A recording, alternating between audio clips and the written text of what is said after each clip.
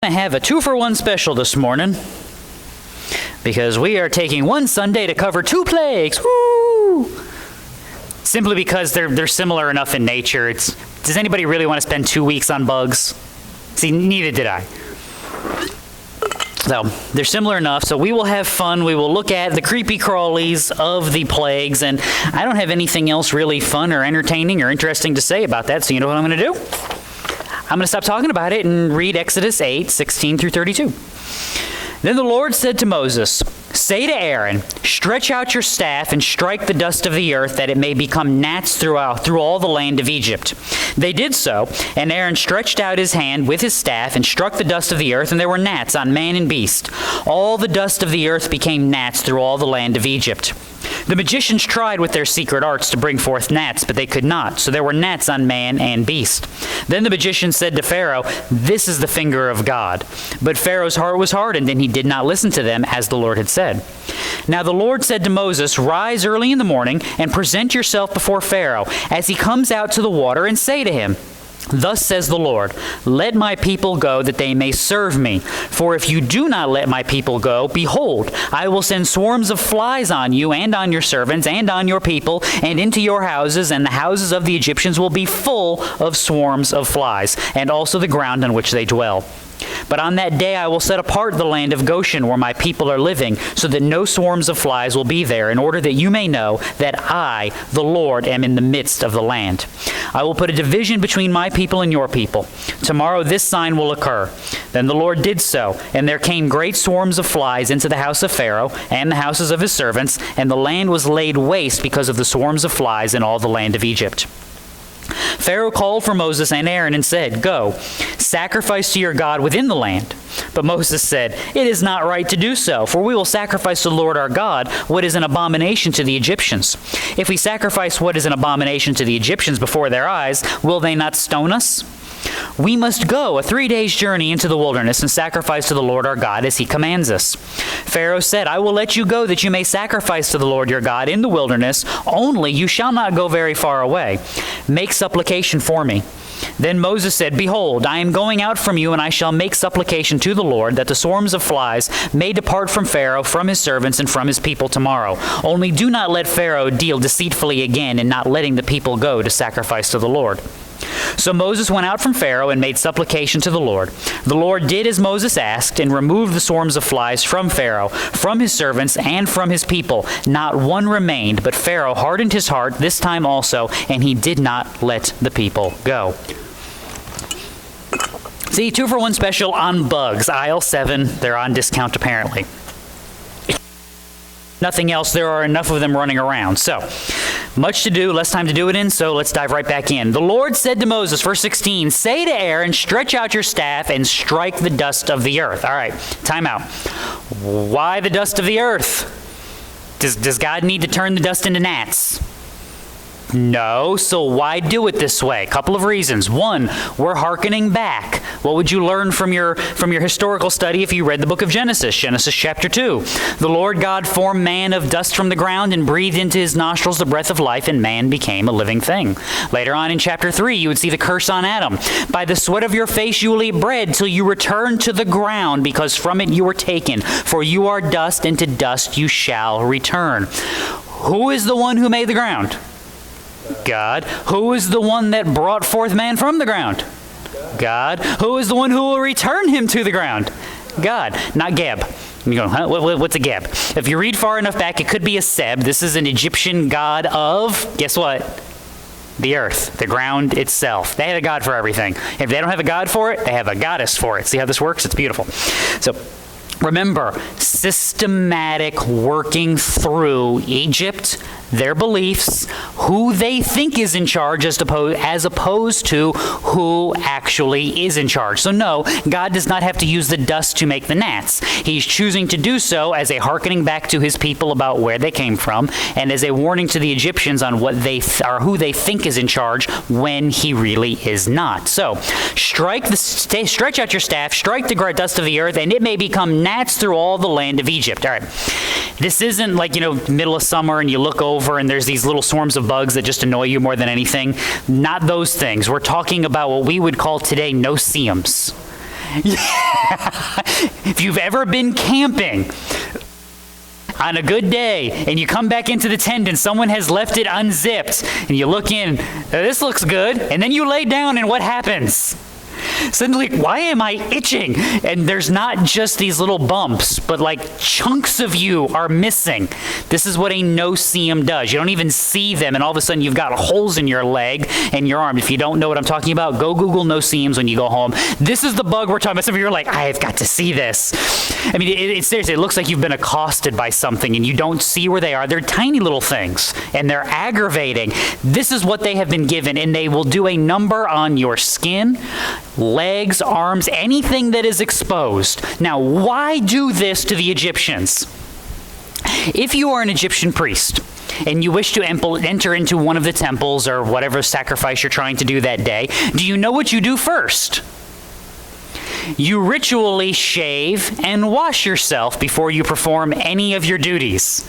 Now, when we say shave, I mean like, you're like, oh, like, so imagine you've got these pot-marked bites on you, and now you got to run a razor, and this isn't 2020 where we've got the safety 75 blade razor that, you know, barely cuts anything. This is old school straight blade. Guess what you're doing now? Let's just say you were crazy enough to complete the shaving process. What are you doing? Bleeding. You're bleeding. Are you pure for your sacrifice? No. God has just taken the priest and said, oh yeah? You think you're so special with your purity? Let me show you how quickly your purity can be taken away from you. Fun, huh? Not really, but this is what's going on. God, again, is not just demonstrating power. He is demonstrating an authority, not just his authority, but the lack of authority from everything the Egyptians would have placed their trust in. Something as simple as shaving and bathing just became basically impossible. Basically impossible. So, make sure I hit the mute button before I cough into the microphone. I'm sure you would all appreciate that. So verse 17, they did so. This is where it's going to get interesting for us. And Aaron stretched out his hand with his staff and struck the dust of the earth, and there were gnats on man and beast. All the dust of the earth became gnats through all the land of Egypt. So, fun question time. What has been left out here? Or where has been left out here? See, do you know that? Not here. That's coming later. We'll get there. See, your first thought, because you know the story, would be, well, Goshen has been excluded. Has Goshen been excluded, though? And I warned you about this when we talked about Moses' birth, and when we talked about Moses arguing with God, is we have to be very careful in Exodus. We do not wish to be dogmatic about things that Exodus is not dogmatic about. Likewise, we do not wish to not be dogmatic about things that Exodus is dogmatic about. So when we talked about the end of chapter 4, Moses traveling to Egypt and God was coming to kill him, and we don't know who him is. We have ideas about who him is, but I'm not going to, cast anybody out of the church and call you heretic if you disagree with me on who him is, because Exodus doesn't really tell us. I have a theory. I have an idea. We explain that. You can go find it on YouTube, and it'll be fun for you if you want to go back through it. I think Goshen has been included, just like I think Goshen was included in the Nile turning to blood and all the waters being turned to blood, because it has not been excluded. And this goes back to our purpose here in this book. Why is God doing this? Yes, he is delivering his people out of Egypt, but what else must he also do? He must deliver Egypt out of his people. See, this is one of the things we forget. God is not just saving people and be like, all right, do what you want. No, read Romans 6, it'll do you good. It'll contradict all of that.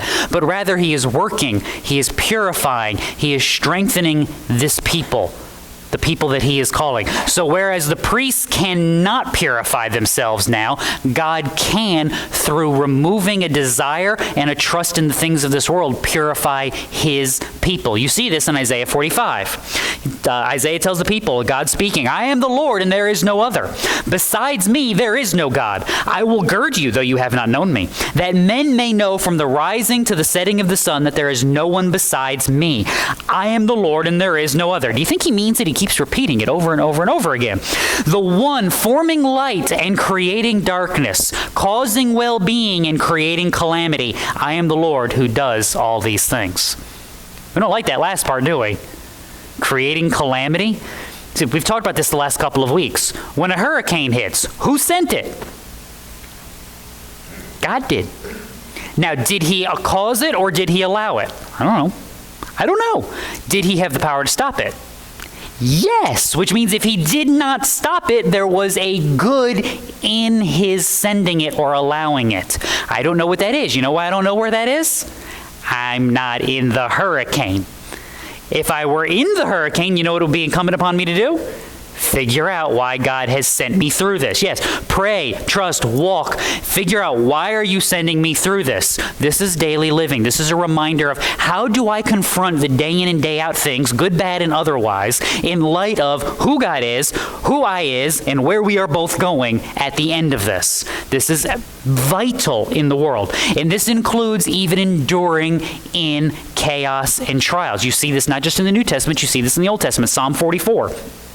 If we had forgotten the name of our God or extended our hands to a strange God, would not God find this out? For he knows the secrets of the heart. But for your sake we are killed all the day long, and we are considered as sheep to be slaughtered. Now, let's have some fun. Trivia. Bonus questions, so if you got a perfect score earlier, you get bonus time now. Which New Testament writer quotes from that psalm in his letter?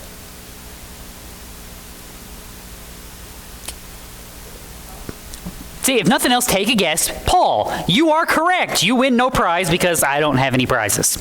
Now, double bonus points. In what book does he quote it? Think about it. For your sake we are killed all day long. We are considered as sheep to be slaughtered. Help you out. It's Romans. Guess which chapter of Romans? Romans chapter 8. Who thinks they know the next verse? But in all these things we are more than conquerors. Paul quotes from Psalm 44 talking about how God's people are being slaughtered, and then immediately says, and in this we overcome. We don't just overcome, we rule, we conquer. We are undefeated. Where does Israel learn this lesson? The plagues of the Exodus. Seeing the work and the power of God, seeing the preserving and persevering work of God. See, you try to put those two words in a sentence together and see how tongue-tied you get. Preserving and persevering. Your brain will be like, and that's what happens to mine every week. By seeing it, understanding that they can walk and that he will deliver them in spite of the difficulty they're facing, I think is why Goshen has not been pointed out as being set apart, which is also why it's going to be, because we have to demonstrate that God is making a distinction between those who are his people and those who are not his people. Remember our great rules. There are only two types of people in this world. You want me to say it? Remember, those who like Neil Diamond and those who don't. We will not conduct a test to find out which one you are, just because, and you know what the test is, I just won't do it. But in all seriousness, you're either in or you're out. And if you don't know what the test is, remind me at the end of the service, I will tell you the Neil Diamond test. It'll be worth it. So, God is going to prove that distinction. Verse 18. The magicians tried with their secret arts to bring forth gnats. All right. Why? Why? I keep asking this question. Like, Aaron stretches out the staff and the waters of Egypt are turned to blood, and there's no water to drink because all the water is blood, and the magicians go, oh yeah? Dig a well. See, there's water in the well. Watch this. Blood. See, now that water's blood too. How do you like them apples? Are you dumb or stupid, man? I mean, come on. All right, fine. The whole land is full of frogs. Oh yeah? Release the bag. Frogs. Look, now there's even more frogs. Like, your priests are walking around scraping off bug bites. People are like, I mean, think about this. You ever done that stupidity in the woods? Like a mosquito's getting you and you're getting the mosquito, smacking yourself upside the head? Imagine you're just walking down the street. Cows are mooing, camels are kicking things, and you're smacking yourself trying to bathe in calamine lotion when you get home. And the magician's idea is, all right, guys, let's prove that this is a stupid miracle because we'll duplicate it. This is what we need. We need more bugs that are eating us alive. So is this helping? No.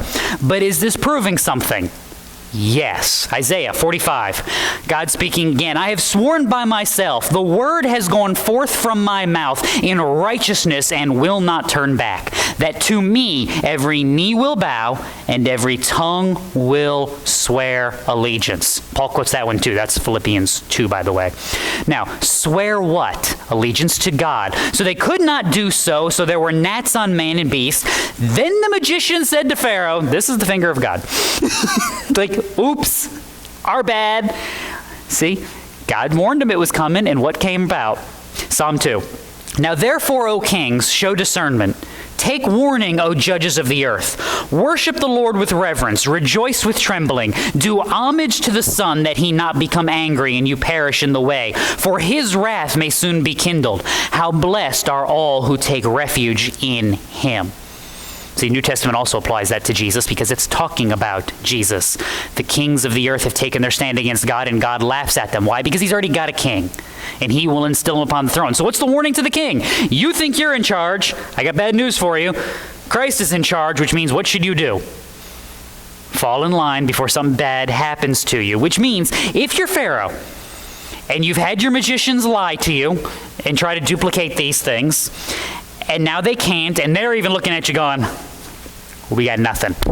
Absolutely, positively nothing. We don't know what we're going to do or how we're going to fix this one, but this is some deity at work here that we do not understand. Got it. There we go.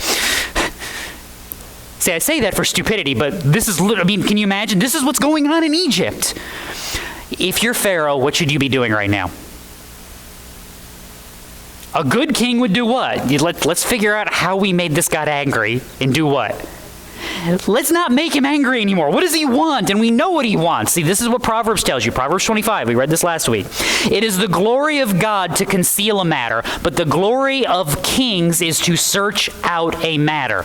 It's not just a king. If you're in charge of people, meaning like if you're an adult and you actually have people that you can disciple, you know what your goal is in life? To search out who God is, what he's doing, why he's doing it, and how we walk in light of that. Because then I can instruct you in what I have learned. This is what the point of wisdom is, especially if you're, say, I don't know, king of the largest, most powerful nation on earth.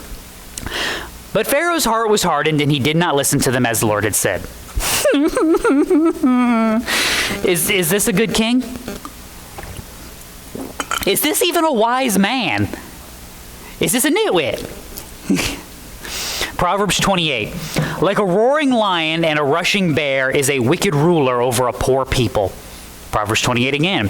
Evil men do not understand justice, but those who seek the Lord understand all things. Now, I pointed this out last week. I want to point it out again this week, because I think it's important. Understanding who we want to root for is part of the story of Exodus. See, again, before Moses ever stepped foot back in Egypt, what did God say was going to happen? You're going to tell Pharaoh to let my people go. Pharaoh's going to say no. I'm going to perform my miracles before him. He's still going to say no, and I'm going to have to kill some people. And that's paraphrased. You can go back and read chapters 3 and 4. It'll do you good.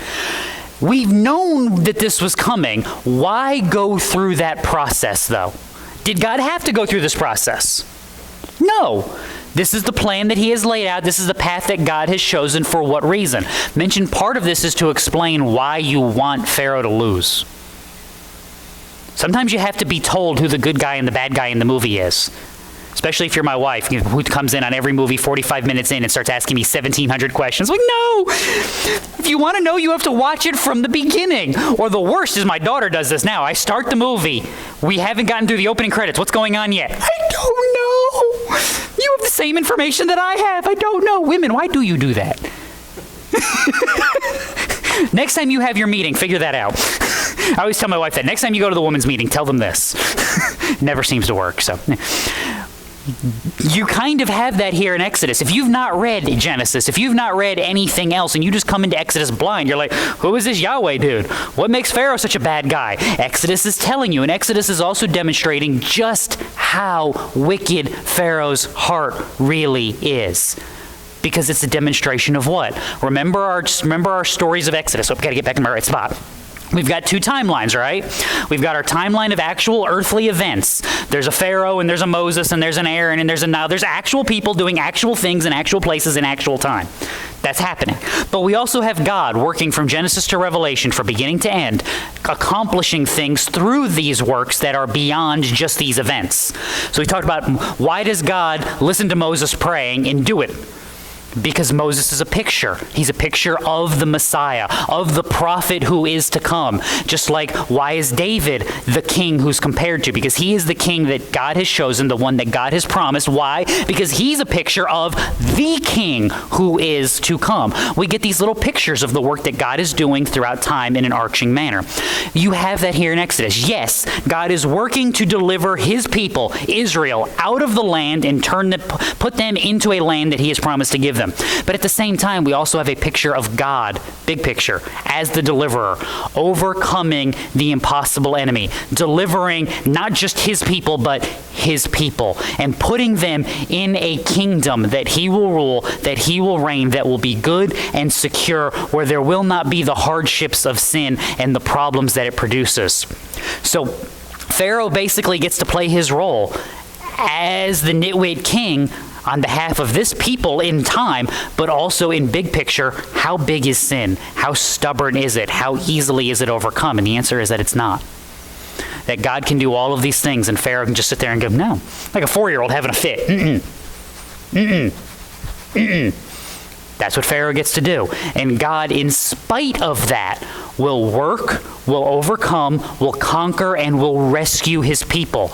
This is a redemption tale, not just for Israel then, but for all of God's people. Make that point as we go along. The other reason why this is going to matter is when we actually leave Egypt, and it's coming, I promise. It'll be a few weeks, but we're going to get there. When we actually leave Egypt, remember these lessons, because it helps explain some of the laws that God gives the people as they leave, and it helps explain some of the regulations that he provides for them and why they do what they do. So remember these things as we get there. So sometimes we just got to tell you this story now so we can finish it later. Verse 20, now the Lord said to Moses, rise early in the morning, present yourself before Pharaoh as he comes out to the water, and say to him, thus says the Lord, let my people go that they may serve me. All right, round 2 of the bugs, which is really plague number 4. Remember that, there'll be a quiz on this later. And I will fail it too, because if you ask me, oh yeah, what's the 7th plague? I don't know. Darkness, hail, it's one of those. Commandments I mostly have, plagues I have no idea. So if you ever want to stump me in trivia, there you go. Why are we going to get Pharaoh? I mean, can't we just wait for him to show up for work that day and bug him at his office? I mean, we could, but we're not going to. Why not? Making a point again. Job chapter 6. Oh, that my grief were actually weighed and laid in the balances together with my calamity. For then it would be heavier than the sand of the seas. Therefore my words have become rash. For the arrows of the Almighty are within me. Their poison my spirit drinks. The terrors of God are arrayed against me. See, Job was doing a really good job of whining, and fortunately for Job, that wasn't true. It wasn't true of Job, but you know who it is true of? Pharaoh. We're going to go get him because think about this.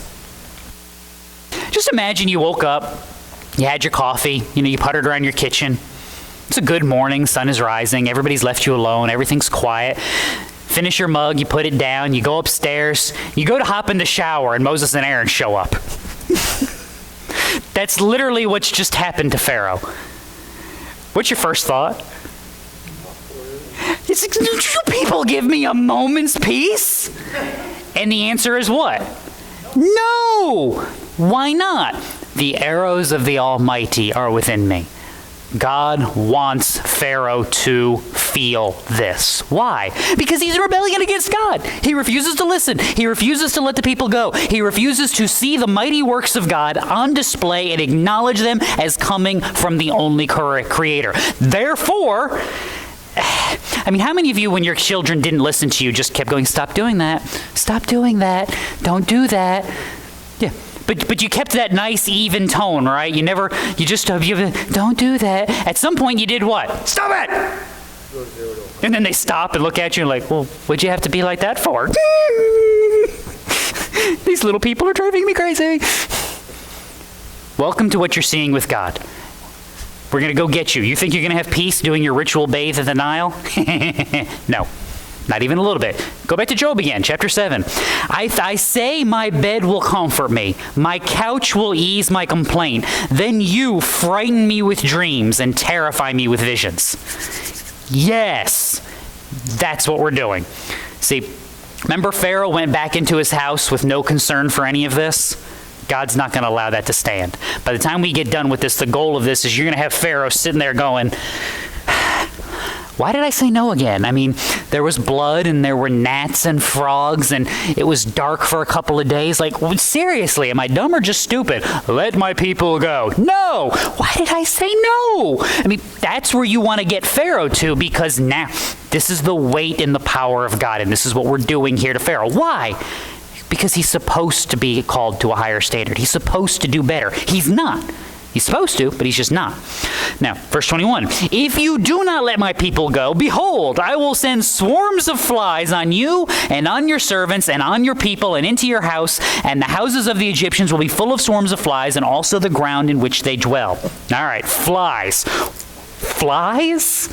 The Egyptian god Khepri had the face of a beetle. I don't know why. I don't even know how that works. Like, how do you have a human body and then like a beetle for a head?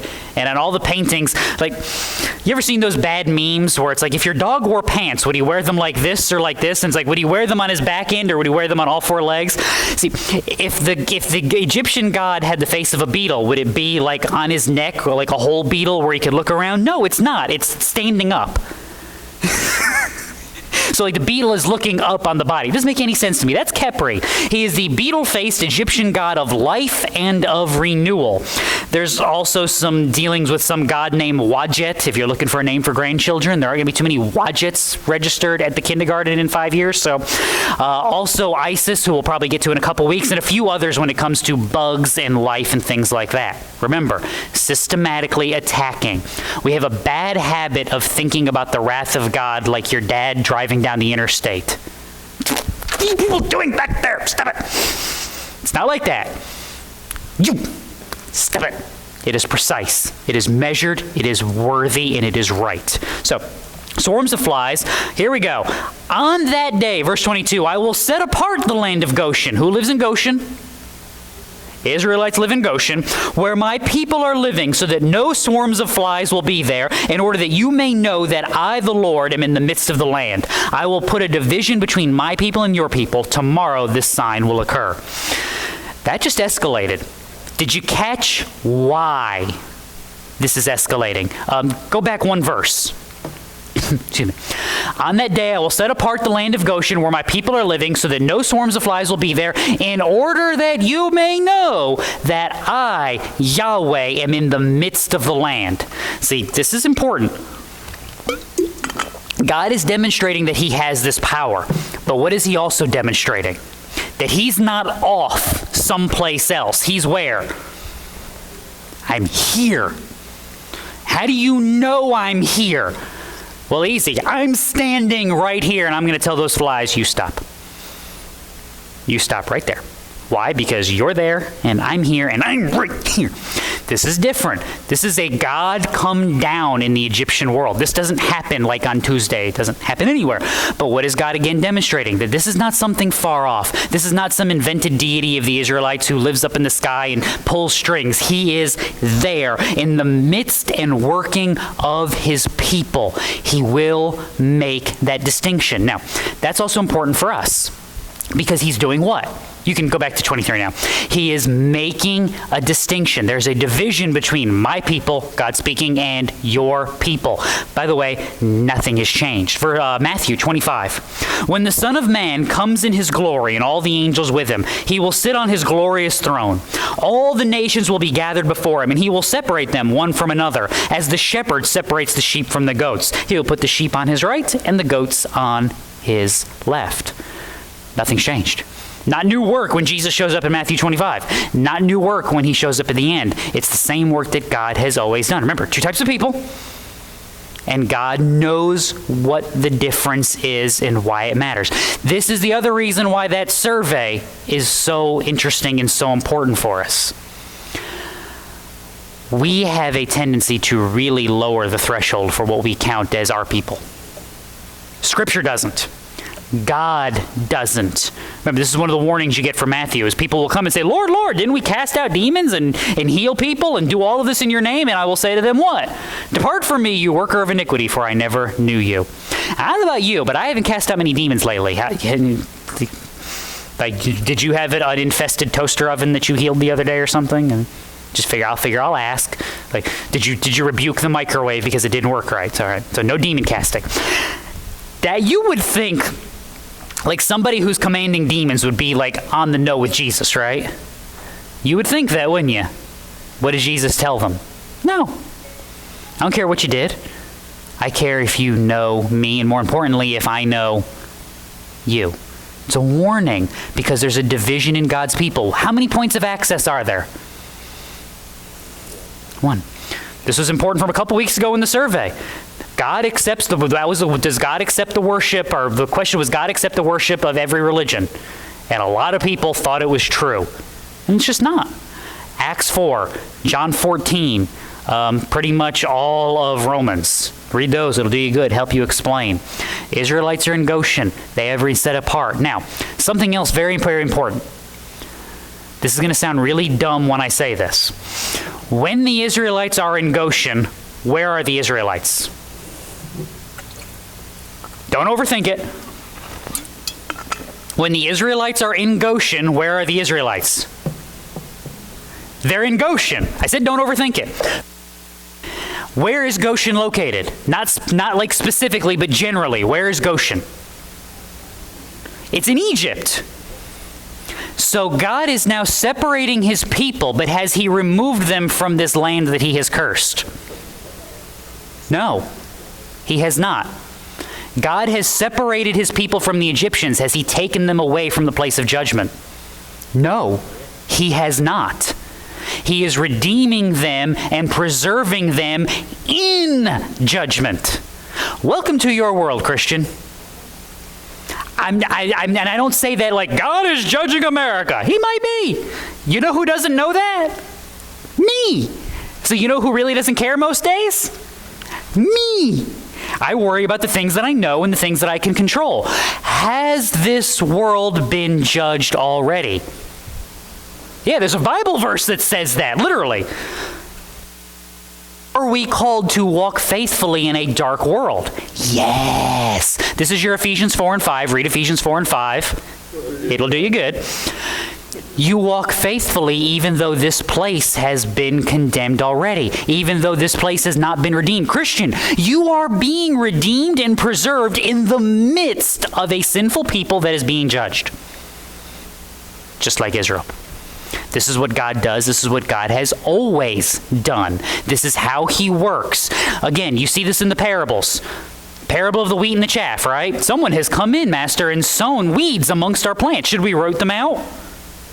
No, because if you pull out the weeds, what might you do to my good wheat plants?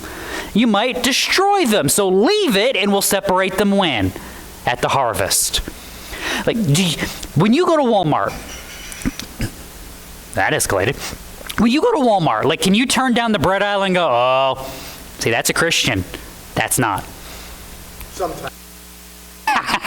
You may think you can. You may do it in your head, but are you always right? The answer is no. It's like, I mean, just for fun. I mean, he's not here to pick on. That means I can pick on him extra, right? Like, on the average day, if I just stuck Daryl in front of you, would you be like, good, godly man walking in faithfulness? No, cut off sleeves, untrimmed beard, tattoos coming out, gonna go get on his Harley. You're like, that's a godly man right there. I mean, this is what I get a laugh out of, because do you know who's always the fun one in the room when I go to pastors' meetings? I pastored in some fundamentalist areas of North Carolina, and whenever there'd be a group of us that'd get together, there was like half of them I always knew. They were 60 and older. They were about 2 of me, and you know what they were wearing? A suit, coat, tie. I kid you not, Grover. Can you get more stereotypical than a Baptist minister named Grover? Mowed his yard with a push mower in a tie. Never went out in public without a tie. When he cut the grass on Saturday morning, he did it in pants and a tie. My in-laws' church had a man that did that. Not that long ago. I show up half the time. I got sleeves rolled up, and some tattoos running around. I'm like, sometimes I've shaved, sometimes I haven't. It's like, you put us together. Which one of us is the pastor? Both.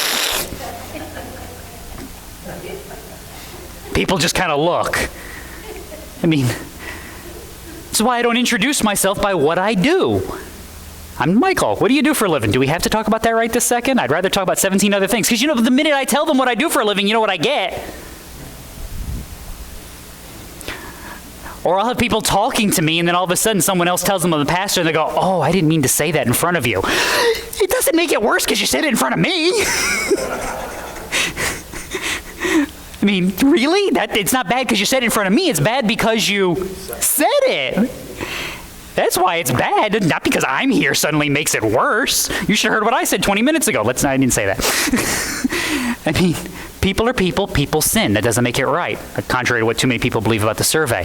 The point of the matter is, what is Christianity? It's an outward expression of an inward change.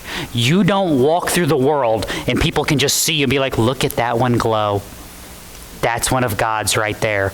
We wish we did. People say that about me. Yeah, I'm sure they do. I'm sure they do. I mean, we may wish that about ourselves, but it is not the case. God has redeemed us. He is redeeming us.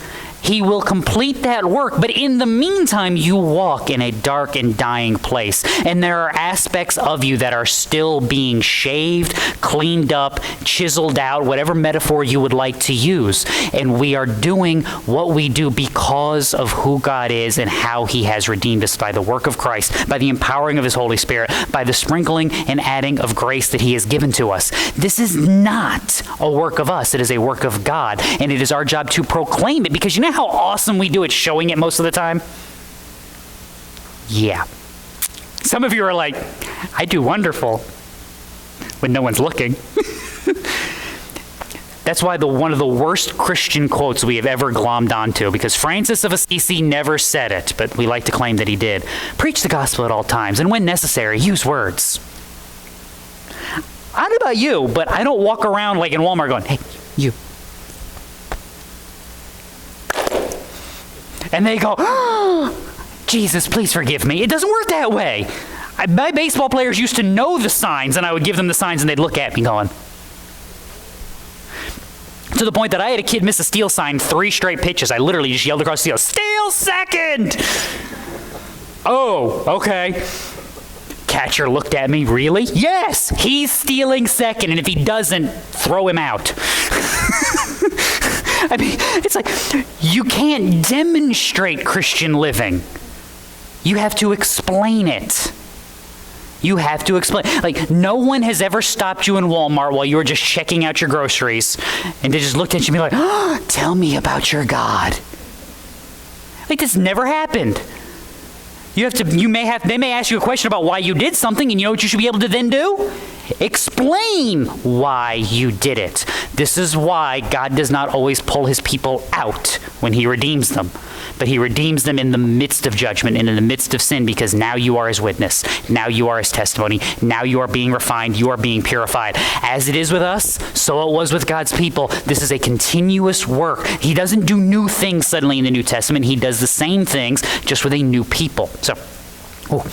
Then the Lord did so. Came great swarms of flies into the house of Pharaoh, the houses of the servants. The land was laid waste because of the swarms of flies in all the land of Egypt. Except now we know all the land of Egypt except Goshen. God has promised. God has delivered. So Pharaoh called for Moses and Aaron and said, "Go, sacrifice to your God within the land." What was the demand? That we may leave. Remember, we talked about this. God's first command to Moses was to go and ask for a 3-day journey into the wilderness. And Pharaoh was going to say no. Why? Is that what God was going to do? He was going to deliver the Israelites for a long weekend? No. It was so that they would make a simple request and Pharaoh would say no, and then every request from that point forward, further from God would be what? More and more. We're negotiating in reverse to demonstrate the stubbornness of Pharaoh and the power of God. Now who's negotiating? Hey, remember that original deal you made? It wasn't bad, but now is this going to work? Deuteronomy 10. The Lord your God is the God of gods and the Lord of lords, the great, the mighty, the awesome God who does not show partiality nor take a bribe. So no, this is not going to work. Moses tells him that. Moses said, "It is not right to do so. We will sacrifice to the Lord our God what is an abomination to the Egyptians. And if we sacrifice what is an abomination to the Egyptians before their eyes, will they not stone us? We must go 3 days' journey into the wilderness and sacrifice to the Lord our God as he commands us." That's back to the original terms of the argument. That was the original thing that Moses demanded. So Pharaoh said, "I will let you go that you may sacrifice to the Lord your God in the wilderness. Only you shall not go very far away. Make supplication for me."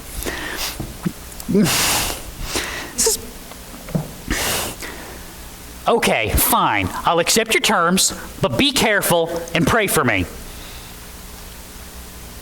Does this connect? Does this make any sense?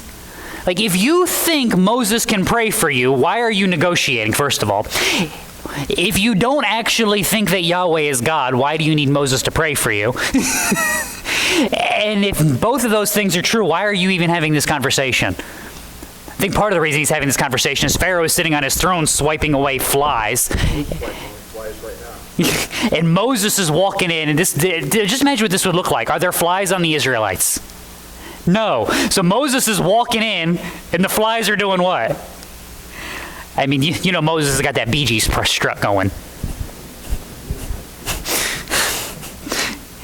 You should walk like that. It kind of boosts your spirits for about 2 minutes. People look at you weird in Walmart, and then they don't talk to you. See, it's a double win. No. What's the problem with this? James chapter 4 gives you a rundown. You ask and you do not receive. Well, why not? Because you ask with wrong motives, so that you may spend it on your pleasures. When we pray, typically, why do we pray? Because we want something. We have Santa Claus theology. There's this great man living in the sky, and what will he do? He will give me things when I ask.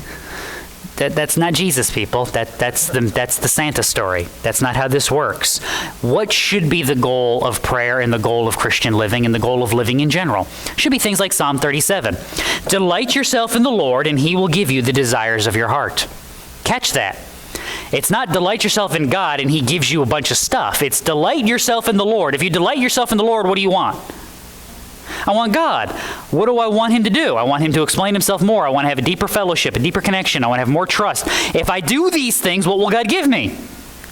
Those things. Delight yourself in the Lord, and he will give you the desires of your heart, which would be more of himself. Welcome to sanctification. Welcome to why you can say no to sins now that you couldn't say no to 20 years ago. Welcome to why you will say no to sins in 20 years that you cannot say no to today. Growth in sanctification, growth in love and knowledge of God, growth in love for one another. This is how Christian living works. This is the warning. This is what you're not seeing in Pharaoh. You're seeing an angry, bitter negotiator going, now pray for me. Then Moses said, behold, I am going out from you, and I shall make supplication to the Lord that the swarms of flies may depart from Pharaoh, from his servants, from the people tomorrow. You got to know everybody in the room is going, why not today? Only do not let Pharaoh deal deceitfully again in not letting the people go to sacrifice to the Lord.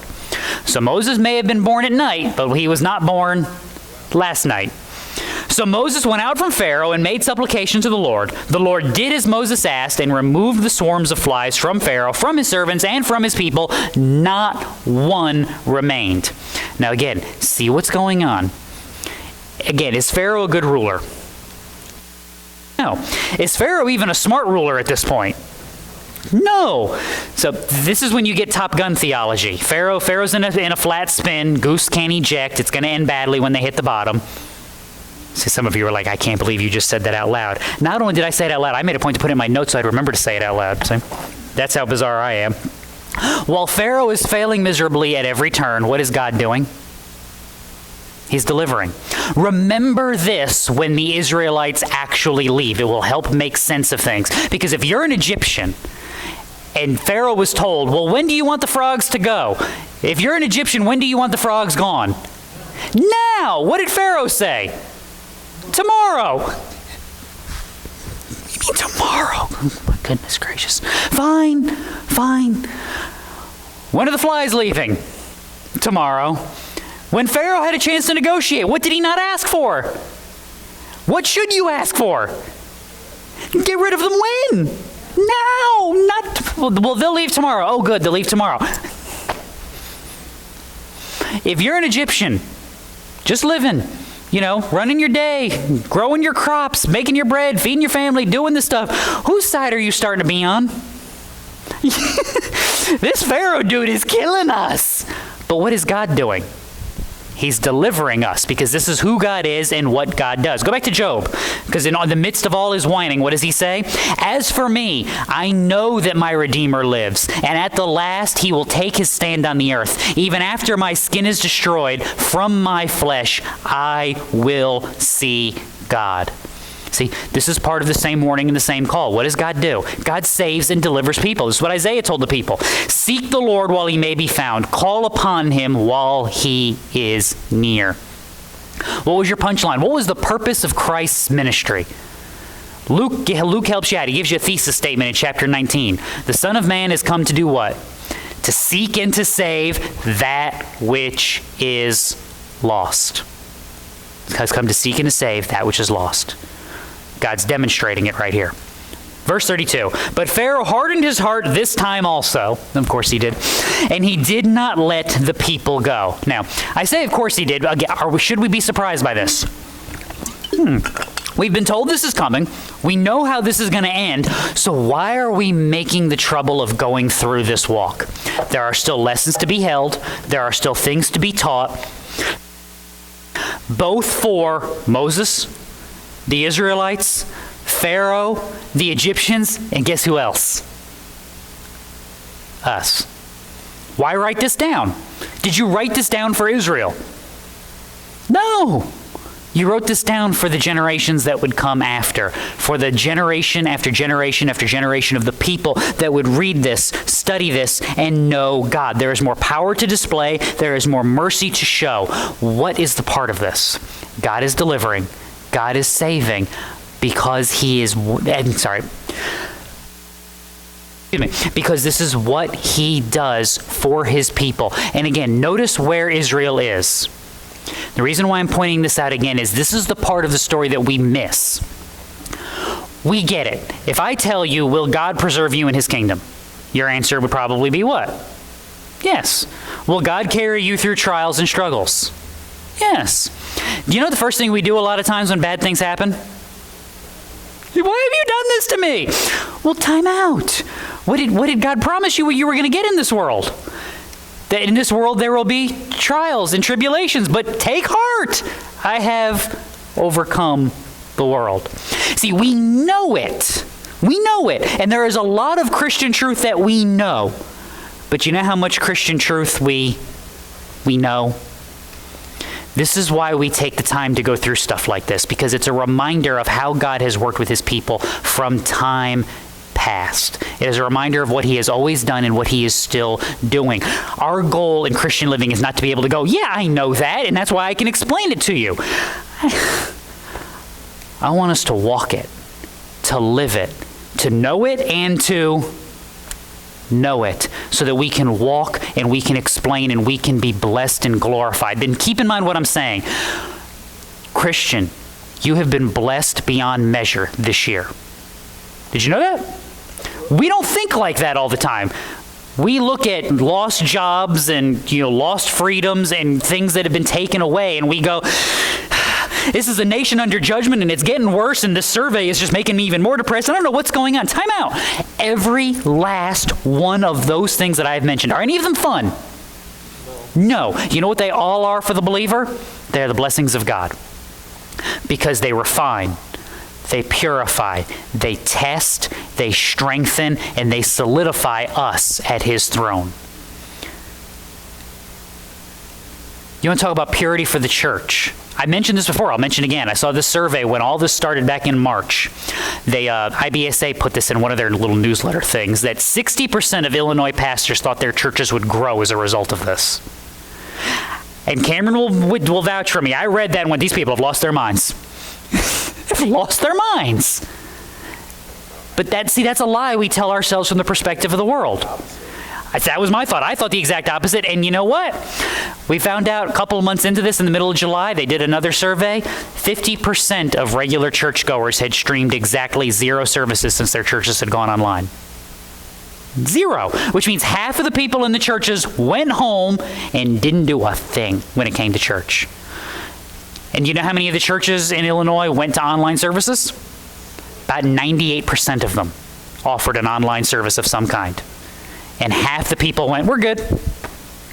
We don't need this. We're good. We got this.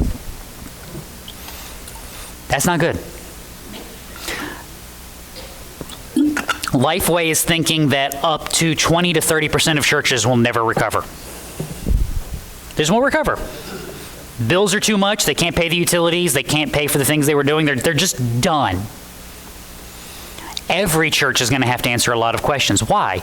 Because we're being purified. We're being refined. What have we lost? If you could walk away in April, never come back, and not even be bothered, what does that say about you?